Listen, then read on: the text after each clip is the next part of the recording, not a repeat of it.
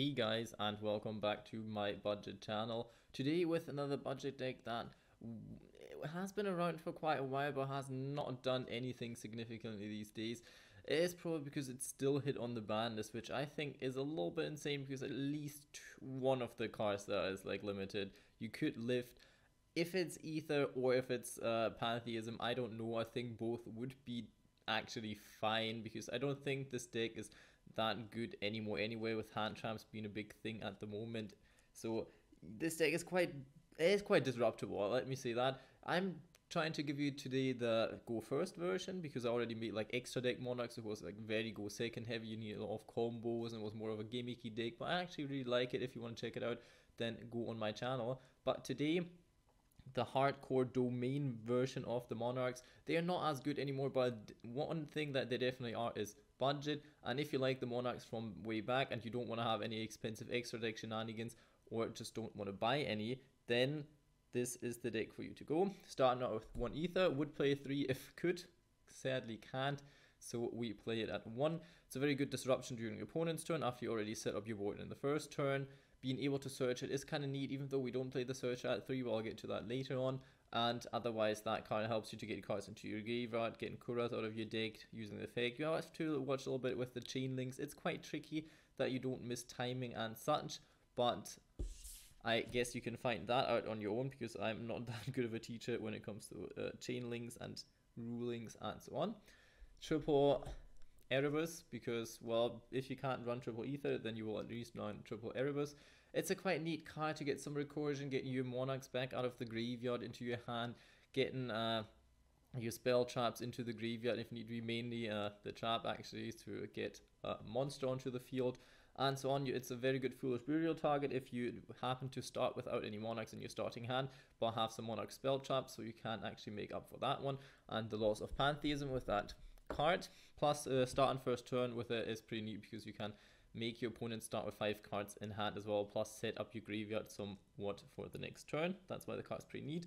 A card that doesn't really fit into the playstyle of going first Monarchs is Caius the Mega Monarch. I really like the card against Darkness decks. It can be quite devastating because you banish every monster that they have of that copy if you banish them.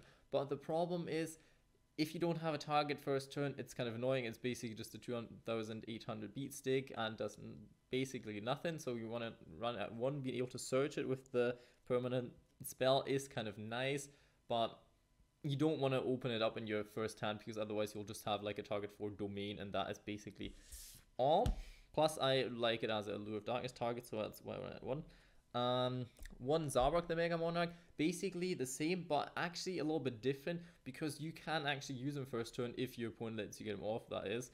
You can destroy your opponent's extra at least 8 cards and you can pick them yourself if you get the requirements straight. Then you actually can destroy your opponent's extra deck if you feel like you'll easily break the domain lock or the domain lock is not as strong for him or whatever. Then if you happen to start with Zarbark, that's pretty good. And otherwise, since the Monarchs are a little bit grindy, you make your opponent not be able to do much in the first turn, but you won't do much either afterwards. So being able to have Zarbark in your deck still for the next turns, being able to search him, maybe get him off, then destroy your opponent's extra deck, then not being able to rely on the domain lock anymore because your opponent doesn't have anything in his extra deck anymore, is pretty neat in my opinion. I run double Kuras. You can run triple if you want to, but I felt like with the other cards the deck would get a little bit too big, so you want to save some space. If you want to, you can. I think I have one card that I really want to talk about if I'm not sure if we should run it or not, but Kuras should be pretty self-explanatory. You can pop cards in your field, get some draws off.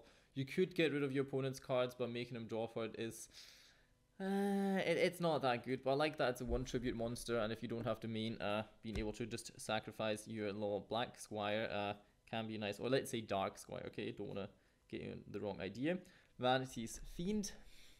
So Vanity's Fiend, that's the good old Fiend lock. The opponent cannot special summon anything. You don't really want to special summon stuff.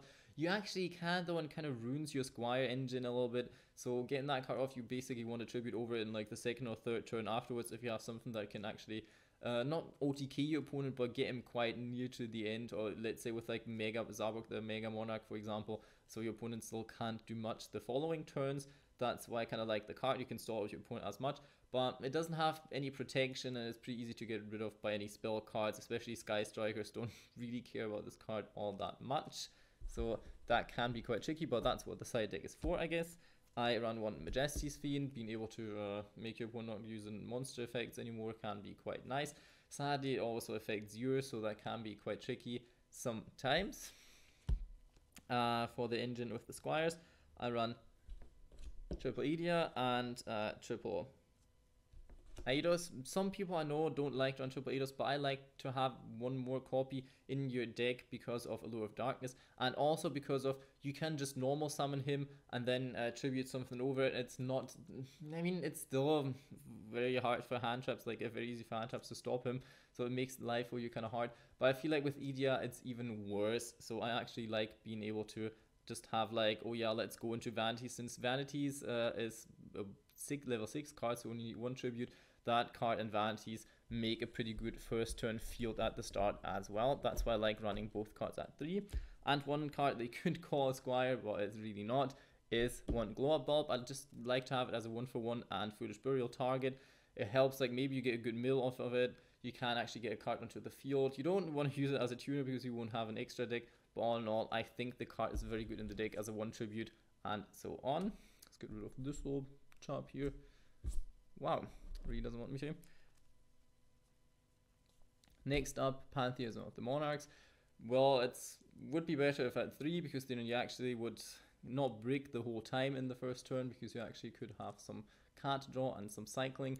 But since you don't, running at 1 is pretty fine. You can get searches, you can get draws. It is basically one of the most loaded cards I've ever seen in forms of consistency, so they kind of had to limit it, but I don't know, it's the heart and soul of the deck, so can be quite tricky. You can obviously search it with this particular card here, Tenacity. We play triple Tenacity because it is, well, it's kind of mandatory at this point, because you can search any Monarch spell trap. Mainly you'll be going into Domain or even the trap card, but there is other options, obviously. Talking about Domain, triple Domain, making your opponent not being able to special summon from the extra deck if you have a tribute summon monster on the field. You can't either in general, but you don't have one, so that doesn't matter, but I guess you know that. Plus you can make your monsters in hand level 6, that are level 8, so that is pretty nice. Not obviously all of them, but in this deck, everyone, because they all fulfill the requirements for this card, so that's what I like about it. Being able to you only use one tribute can be quite neat.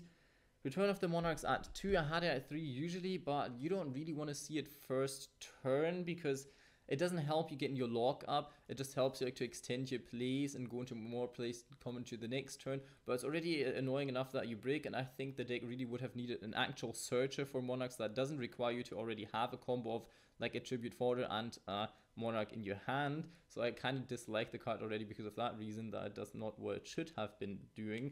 But then Monarchs would have been like borderline broken back in the days. So mainly you want to search Ether with it. If you have it first turn, it's good, but you don't necessarily need it first turn in my opinion. Next, a little bit of a controversial card in my opinion. I don't like the card in the deck if you want to play Go First Monarchs, because they break already a lot of the time. So I'd rather include a card that actually helps the engine, rather than the card which your opponent, let's say it how it is, your opponent has to have a monster. If you have that card with Ether in hand at the starting hand, and you can get a Monarch off, which will barely happen, this can be a quite disruptive combo. But otherwise, being able to search is very good, and getting rid of your opponent's monster without like targeting removal is kind of nice. But I like to run it in the side deck if your opponent actually has those kind of monsters, because boss monsters get even rarer and rarer every time, so I don't think it's that crazy. Plus you can't even really play around and negate with that. You can bait out one, but that's about it. So run it in the side deck would be my kind of thing to do these days. And run March of the Monarchs, really good card to search, especially I think against Sky Strikers, a pretty strong card in general. Would run it at 3 against Sky Strikers. I think not being able to target and being destroyed by card effects is pretty good, and it saves your vanities and stuff even more, so you can go off even more. So I like this card at 1 at least, but would run it at 3 in certain matchups, I guess. Double Allure of Darkness, you have about I think 12 darkness targets. Oops, another card got in there, that's not what we want. you have about like I think 11 or 12 darkness targets in the deck, at least 10 I would say, so it barely is a dead card. Plus you can search a lot of the cards and add them back to your hand and so on, so Allure will basically always pop off and it'll help you set up a good board turn 1, because like it gives you at least some consistency in the deck. Little cheeky card that I got in with Allure of Darkness is 1 for 1. We basically want that to get out either Glow Up Bulb, but mainly the Adia, the Squire. God, I always forget his name because it sounds so similar with Ether, but I guess that is what they wanted. One reinforcement of the army, basically for searching exactly the same card. And to the burial cards, one Foolish Burial to get like your Erebus into the graveyard, or even your Idia if you want to get a banished card back, but that's mainly in the later stages. Or Glow Up Bulb, for example, with that one, another target for it. And one Foolish Burial Goods to get your trap card into the graveyard, to get your Pantheism into the graveyard, to start some plays off. I really think it comes in handy most of the time. And I run 2 Monarchs Erupt. It's the same basically as Vanity's Emptiness. I know Majesty's Fiends, so I always mix them up. Your opponent can't use any effects, and like every monster effect is negated, but tribute summon once, which is kind of annoying, like yet again for your Squire engine. I think that's even worse than Vanity's, because you can't really get rid of it by tributing over it, so you have quite some problems with this card. It shuts your opponent down pretty good, but if he just continues to set and pass, it's quite hard for you to establish a new field, because you can't really get more Monarchs onto the field then. And for last but not least, double Prime Monarch. Basically another tribute fodder. It's somewhat easy to get it out with Erebus, maybe send it from the hand to the graveyard and so on. Foolish Burial Goods is a thing, and Erebus effect is a thing, Aether's effect is a thing, Pantheism is a thing, so that card helps pretty good. You can use the draw effect, but mainly you'll be using it as a tribute fodder.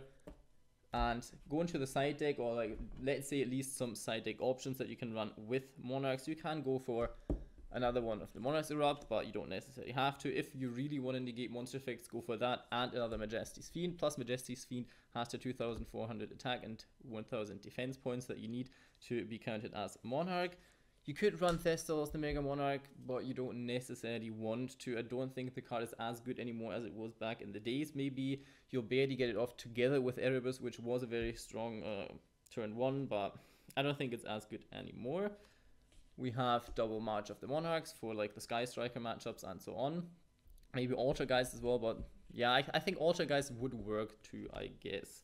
You could run Reasoning to get your play started. I really don't like it because it can lead to some complicated things because of your Vanities, for example. But if you decide not to play Vanities or whatsoever, then run Reasoning. You could run on Mithril. I decide not to because Glow Up Bulb is a little bit better for me, but in general, I actually like the card. Playing triple Frost Blast could help you sometimes. Playing it at 1 at least in the side deck I would recommend, because you're playing against like some spell trap heavy decks, maybe Altergeist for example, that you could use it against.